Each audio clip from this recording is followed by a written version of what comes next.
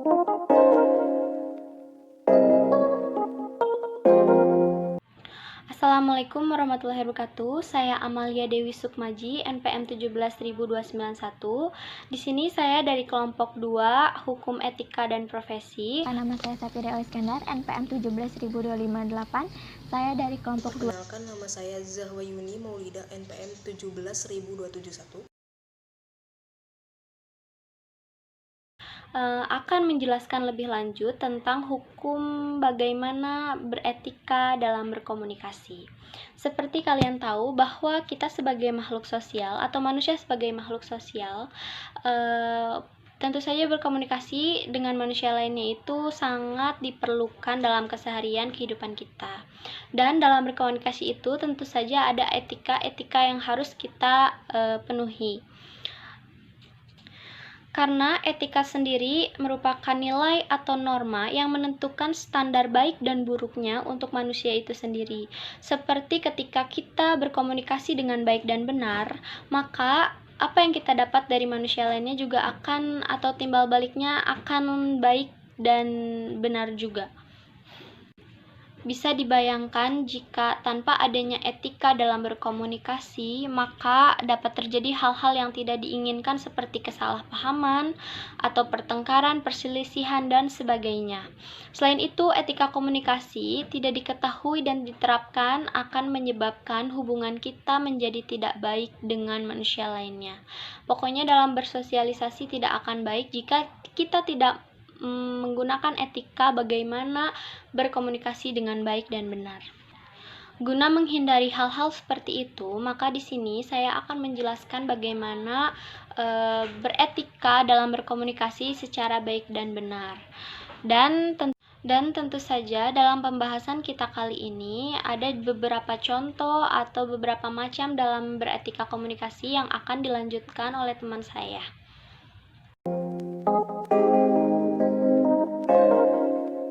Saya akan membacakan tentang teknik etika berkomunikasi yang baik. Yang pertama, bicara dengan jelas, menyampaikan pesan kepada lawan bicara, dan tugas kita adalah bagaimana agar pesan tersebut sampai sesuai dengan keinginan kita yang jelas supaya tidak ada kesalahpahaman. Yang kedua, mendengarkan dengan baik, perhatikan apa yang lawan bicara katakan supaya komunikasi berjalan dengan baik dan efektif. Yang ketiga, perhatikan lawan bicara. Dengan begitu, lawan bicara merasa dihargai dan komunikasi berjalan dengan baik. Yang keempat, jangan menimpali pembicaraan. Dengarkan dengan baik, tidak boleh berbicara ketika lawan bicara sedang berbicara. Yang kelima, konfirmasi jika merasa salah paham. Dalam komunikasi, kita sering terjadi salah paham. Kesalahpahaman bisa terjadi ketika tidak menyimak dan tidak fokus terhadap lawan bicara. Yang keenam, saling menghargai, menghormati tiap ucapan orang dengan menyimak dan mendengarkan apa yang dikatakan. Dengan demikian timbul pula rasa dihargai. Yang ketujuh, selingi dengan humor. Biasanya kita merasa bosan dalam berkomunikasi karena informasi yang disampaikan terasa bosan. Maka dari itu perlu diselingi dengan candaan atau gurauan agar pendengar atau lawan bicara tidak merasa bosan dengan apa yang disampaikan. Terima kasih. Selanjutnya akan disampaikan oleh teman saya Zahwa Yuni.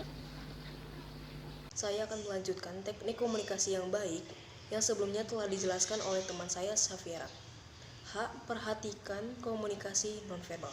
Seperti halnya yang sebelumnya dijelaskan, komunikasi yang baik tidak hanya soal bicara atau verbal, akan tetapi ada aspek-aspek komunikasi nonverbal yang peranannya jauh lebih penting daripada komunikasi verbal. Contoh komunikasi nonverbal adalah gestur tubuh, penampilan, tanda baca, dan lain sebagainya. Menggunakan kata dan kalimat yang baik menyesuaikan dengan lingkungan. J. Menatap lawan bicara dengan lembut. K. Memberikan ekspresi wajah yang ramah dan murah senyum. L. Gunakan gerakan tubuh yang sopan dan wajar. M. bertingkah laku yang baik dan ramah terhadap lawan bicara. N. Memakai pakaian rapi, menutup aurat sesuai kondisi lingkungan. O. Tidak mudah emosi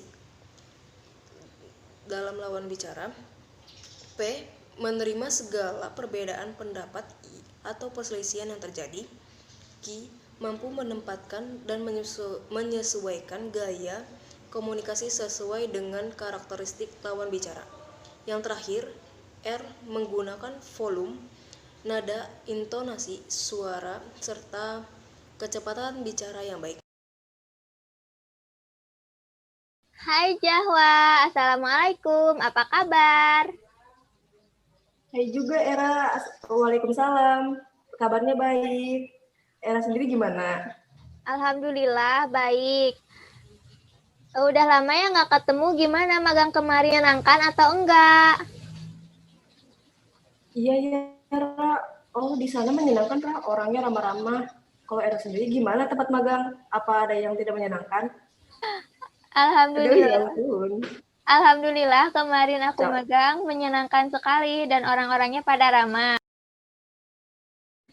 Hai Jahwa, Assalamualaikum, apa kabar? Waalaikumsalam, Era. Baik. Oh baik, gimana? Udah lama ya nggak ketemu, gimana waktu magang, ramai atau enggak? Oh, rame sih, Ra. Rame banget. Era sendiri gimana? Iya, Wak, rame. Di sini pada nyenengin semua, orang-orangnya pada baik.